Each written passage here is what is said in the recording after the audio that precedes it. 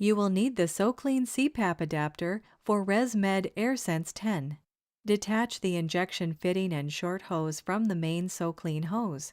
You will no longer need the injection fitting and short hose. Save these parts in case you need them in the future. Remove the original lid from the reservoir base by opening the lid fully, pushing one side of the hinge tab outward, and freeing the lid from the base. Lift the gasket from the original lid and transfer it to the new lid.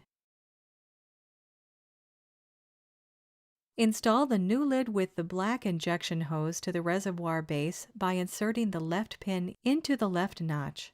Pull the lid toward you and insert the right pin into the right notch. If needed, refill your reservoir. Close the new lid and insert the reservoir into your CPAP unit like you normally would.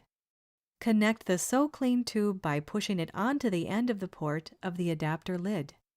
When you need to add water to your reservoir, please remove the SoClean tube from the adapter lid and remove the reservoir from the CPAP machine. Add water and reinsert into the CPAP machine, and then reconnect the SoClean hose. Warning: hose must be attached to the lid at all times when using the